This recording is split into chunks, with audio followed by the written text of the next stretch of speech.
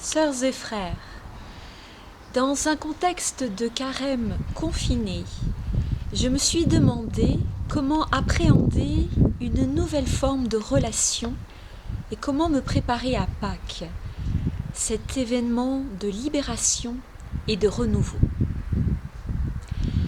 Depuis plusieurs jours, nous sommes toutes et tous confinés chez nous et soumis à des règles strictes. Notre quotidien est complètement transformé. Nos déplacements, nos activités professionnelles, les études des enfants et des jeunes, les rencontres familiales, amicales, nos loisirs en tout genre. Les prêtres et les pasteurs sont également concernés. Personnellement, je me déplace uniquement pour être présente à l'aumônerie de l'hôpital et y assurer une permanence téléphonique en cas d'urgence. Dans ce contexte très nouveau et unique, je me suis intéressée à la question de la présence et de la relation aux autres. Jusque-là, lorsque je croisais une personne dans la rue, je la saluais, je lui souriais, voire j'allais lui serrer la main. Aujourd'hui, quand je croise quelqu'un, ma première réaction est une appréhension, une crainte. Je pense tout de suite à ne pas m'approcher d'elle, à m'en éloigner même. Cette personne représente pour moi un risque et je suis également un risque pour elle. Il est vrai que toute rencontre est un risque sur le plan personnel. Mais là, ce n'est pas ce genre de risque. C'est un risque plus grave et urgent parce qu'il touche à la vie. Désormais, les relations que nous avons sont des relations à distance dans tous les domaines de notre quotidien. Nous pouvons être reconnaissants d'avoir à disposition les outils technologiques qui nous permettent de communiquer malgré notre isolement. Je remercie le ciel de pouvoir bénéficier de ces moyens technologiques parce que beaucoup d'entre nous n'y ont pas accès.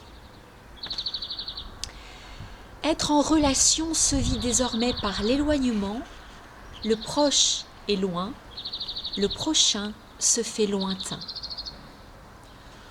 Or, ce temps du carême est un temps de cheminement aux côtés de Jésus, qui est présence au monde, présence auprès de chacun et de chacune d'entre nous.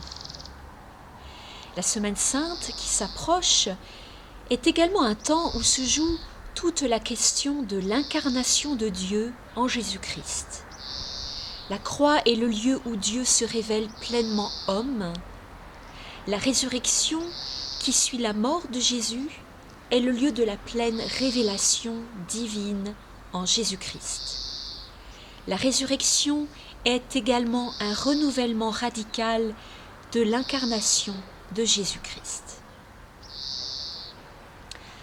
Alors comment accueillir la résurrection dans un temps où nos relations se distancient, voire se désincarnent? Comment accueillir Jésus-Christ ressuscité et illuminé?